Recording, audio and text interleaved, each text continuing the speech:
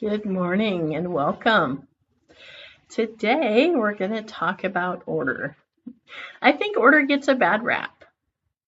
When we hear the word, we think of drill sergeants barking commands or think of control freaks who micromanage everything. We can think of rigid people who can't handle anything out of place. Or it could be a sterile environment where everything is labeled and nothing is allowed to be spontaneous or messy or alive. But that's not what the spiritual power of order is. That's not the power Charles Fillmore was talking about when he identified order as one of the 12 powers.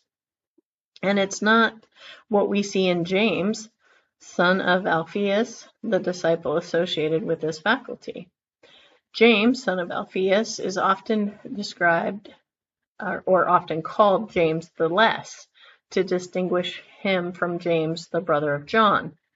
He is one of the lesser-known disciples. We don't have dramatic stories about him. He didn't walk on water. He didn't ask to sit at Jesus' right hand. He was quiet.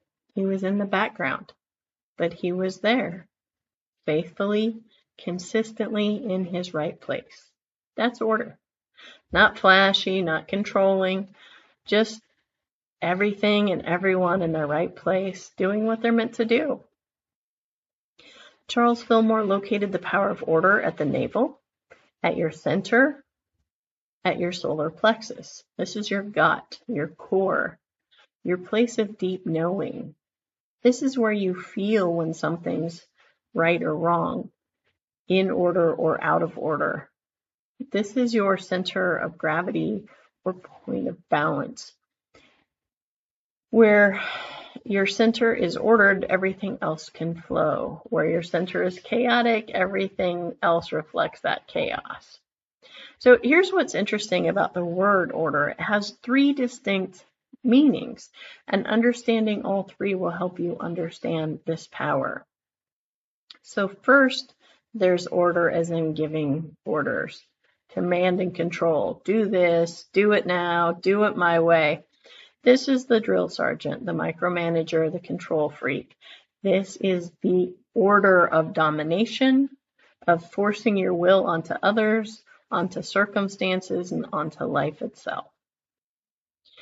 Second, there's order as in organizing, creating structure, establishing systems, arranging things in a way that makes sense. This is the order of cleaning your closets, meal planning for the week, creating a budget, setting up your file system. This is order as helpful structure. Third, there's order as in divine order, the inherent organization of the universe, the perfect placement of everything in its right time and place, the order that already exists, that you didn't create and can't control, but that you can align with. These 3 kinds of order look similar on the surface, but they're completely different in energy, in intent, in effect. And most of our problems with order come from confusing them, from trying to use one when we need another. So let's start with giving orders, with control. We all know this energy. It's the need to dictate exactly how everything unfolds. It has to be done this way. It has to happen on this timeline. It has to look like this when it's finished. It's the parent that tries to control every aspect of their teenager's life. It's the boss that micromanages every task. It's the partner that can't let anyone else make a decision without weighing in. This kind of order is rooted in fear. Fear that if you don't control it, it will all go wrong. Fear that other people can't be trusted to do it right. Fear that if you let go, everything's going to fall apart. And so you grip tighter, you give more orders, you try to manage every detail, and you exhaust yourself and probably everyone else. Because here's the truth. You can't actually control most things. You can't control other people. You can't control outcomes. You can't control timing. You can control your own choices and actions, and that's about it. Everything else is outside of your domain. And when you try to order what isn't yours to order, You create resistance, resentment, and rigidity. Now, there are times when giving orders is appropriate, of course. When you're parenting young children, you give orders, hold my hand in the parking lot, brush your teeth, don't touch the hot stove. That's not control.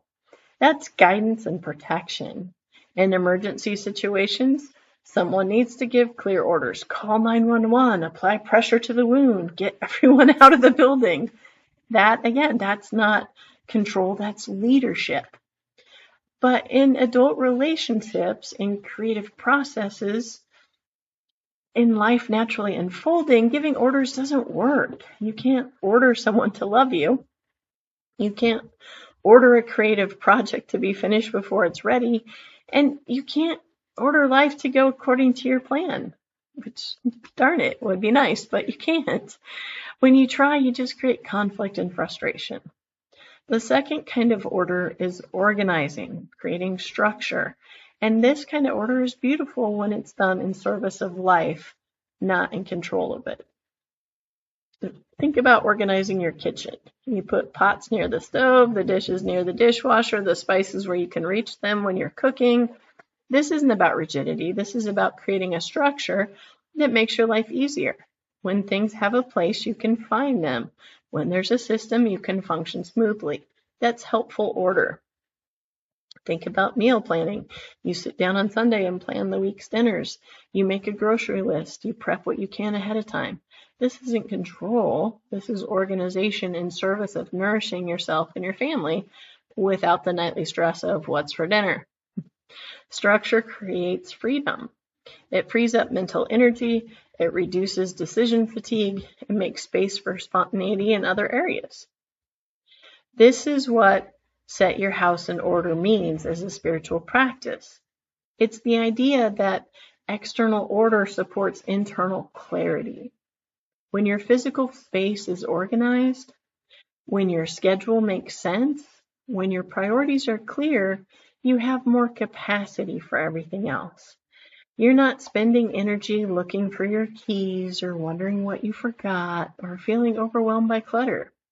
But there's also inner order, organizing your thoughts, clarifying your values, aligning your actions with your priorities. What matters most to you? Where are you spending your time and energy? Are those two things in alignment? If not, your inner house is out of order. You might look organized on the outside, but internally you're scattered. Setting your house in order, both inner and outer, is an act of self-love. It's creating a structure that supports your highest good.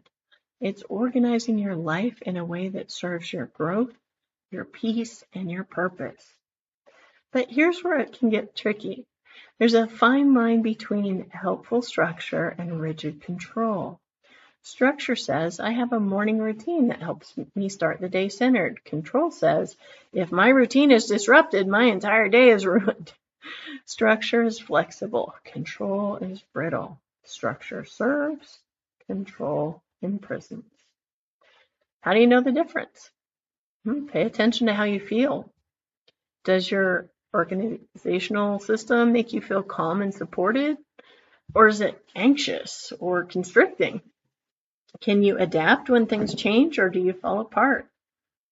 Structure bends, control breaks. Now, let's talk about the third kind of order, divine order, and this is where everything shifts. Divine order is the recognition that there's already a perfect organization at work in the universe. There's an inherent intelligence that puts everything in its right place at the right time. Planets stay in orbit. Seasons change on schedule. Seeds know when to sprout. Your body knows how to heal a cut without you consciously directing the process. There's an order to it all, and you didn't create it. Florence Scovel Finn, the New Thought teacher, taught extensively about divine order.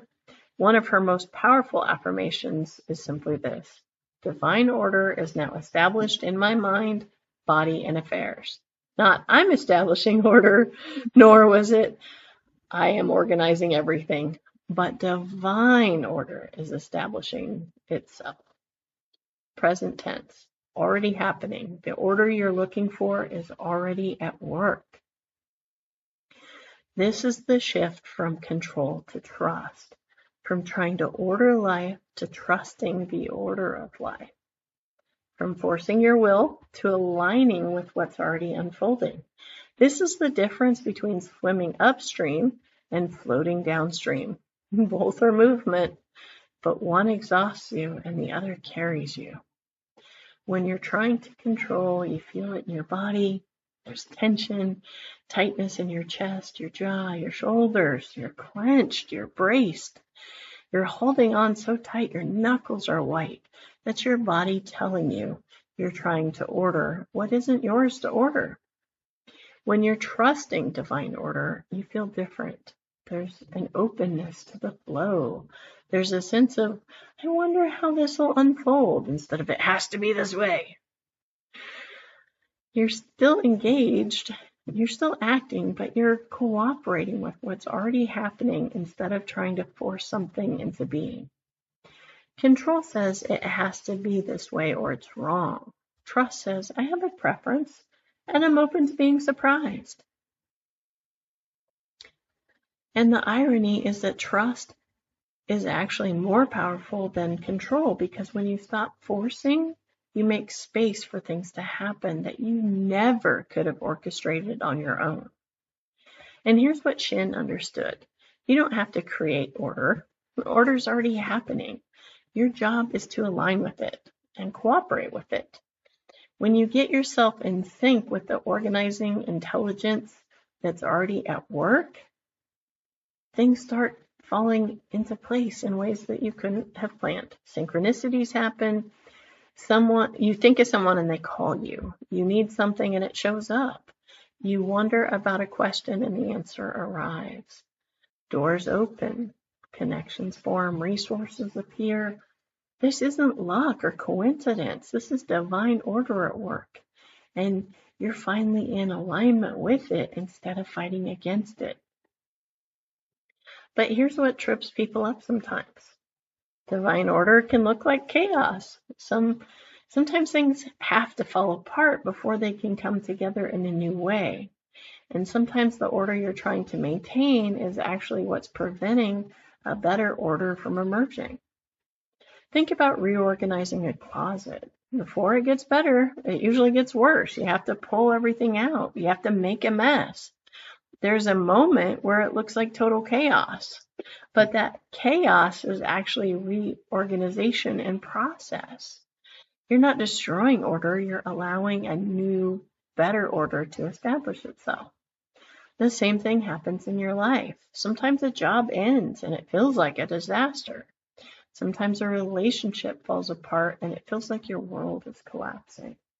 Sometimes your health breaks down and nothing makes sense. And in the middle of it, it feels chaotic. It feels disordered or wrong.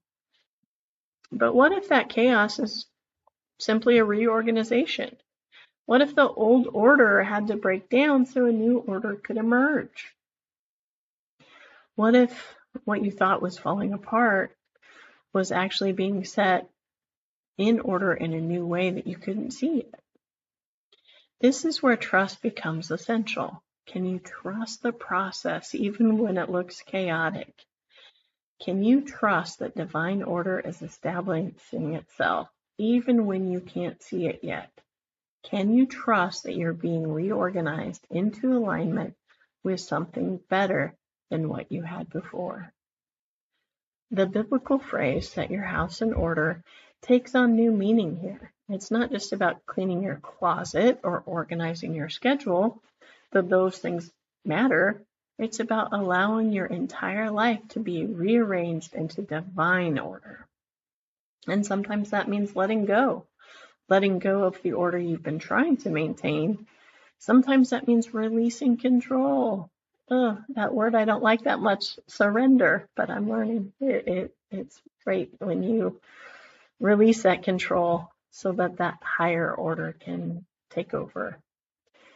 This is where surrender comes in. Not surrender as in giving up, but surrender as letting go of the need to organize everything yourself. Some things don't need your interventions. Some processes don't need your management. And some relationships don't need a plan. They need space to unfold organically. They need permission to find their own order. You can't order a flower to bloom. You can plant it, water it, give it light, and then you have to trust the inherent order of the seed to do what it knows how to do. You can't force it. You can only cooperate with it. The same is true in your life. There are things you can and should organize. Your schedule, your space, your priorities. But there's also things you need to release to divine order. The timing of opportunities, the unfolding of relationships, the resolution of problems, the healing of your body, the growth of your soul. Learning to discern what's yours to organize and what's not is wisdom. It's the wisdom to know when to act and when to allow or create structure versus trusting flow, when to give orders and when to receive from a higher intelligence. So where does this leave you practically? How do you work with the power of order in your daily life? First, notice where you're trying to give orders and trying to control. Where are you dictating how things have to be or micromanaging? Where are you gripping so tight you're cutting off circulation? And ask yourself, is this mine to control, or am I trying to order what isn't mine to order? If it's not yours to control, practice letting go. Practice trust. Practice the affirmation, divine order is establishing itself. Say it out loud. Say it until you feel the grip loosen. Say it until you can breathe again. Second, look at where you need more organizing, more structure. Where is your house out of order, literally or metaphorically? What needs to be cleaned up, cleared out, rearranged? What systems would make life easier? What routines would support your well-being?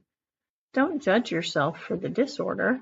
Just lovingly, gently bring things into order. One drawer at a time, one decision at a time, one priority at a time. And as you organize externally, pay attention to what's happening internally. What clarity emerges as you clear the clutter? What peace comes when you create structure? External order supports internal order. They work together.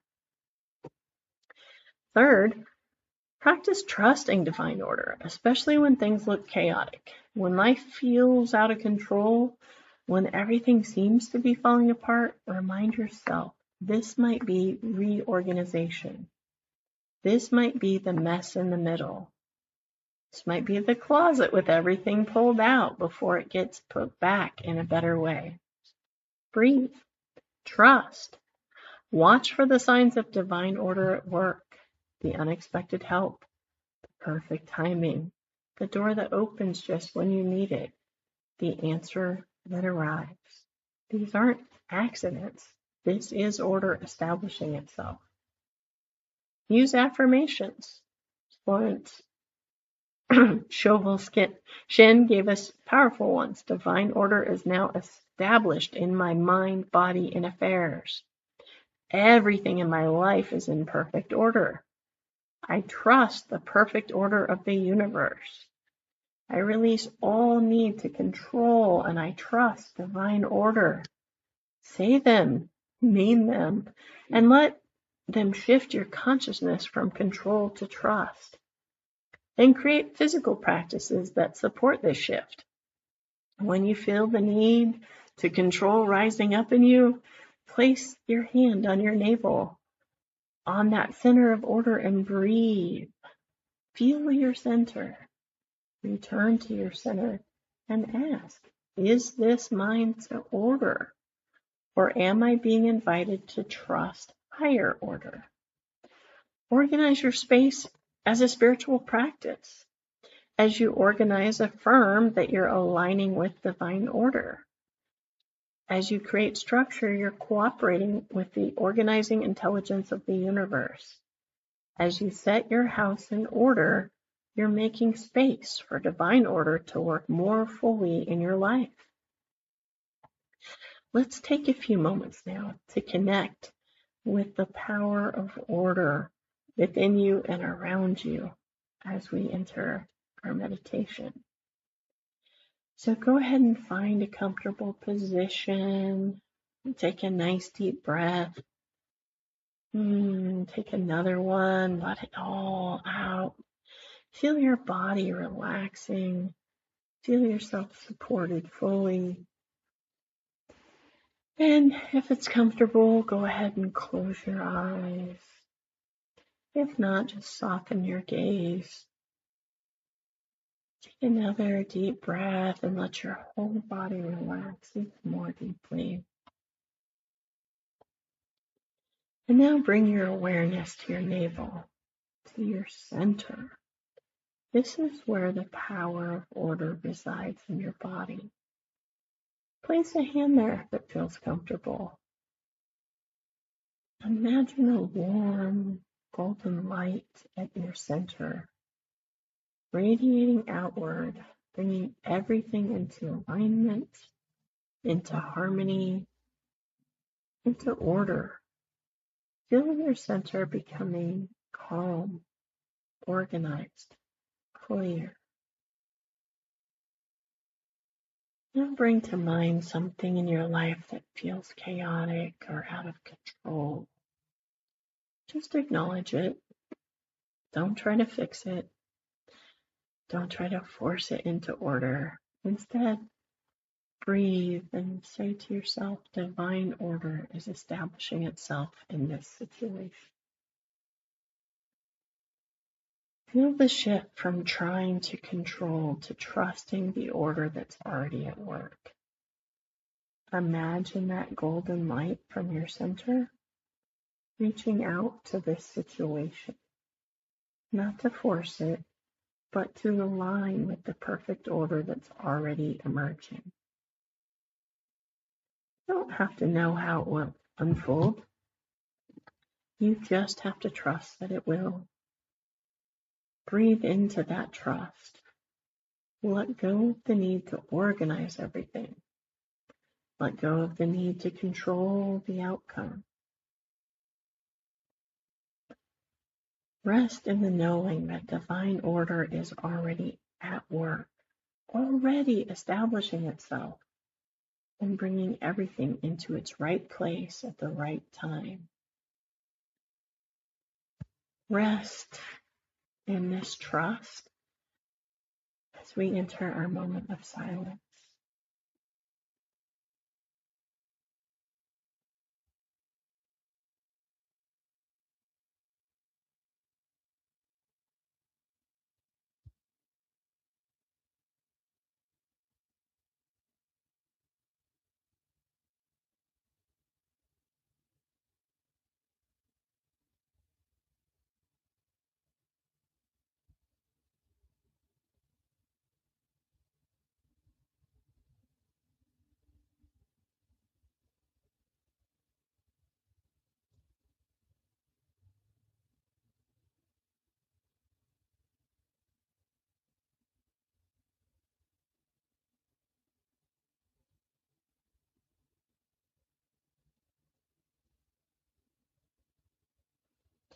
As we come back, gently bring your awareness back to your body, back to your room, or whatever's around you. And when you feel ready, open your eyes, carrying this sense of trust, this alignment with divine order with you from this time.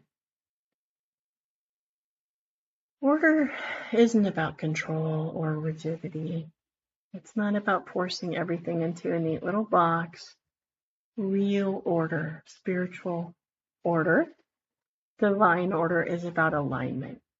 It's about cooperating with the organizing intelligence that's already at work in the universe and in our lives. It's about trusting that there's a perfect placement for everything, including you and your circumstances.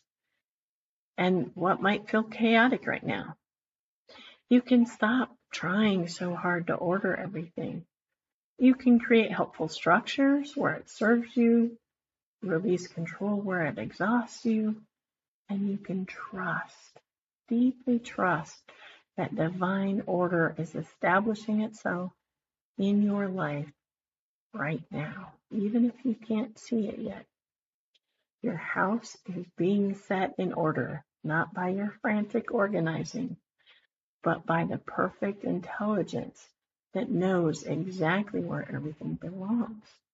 Let it happen. Cooperate with it, align with it, trust it.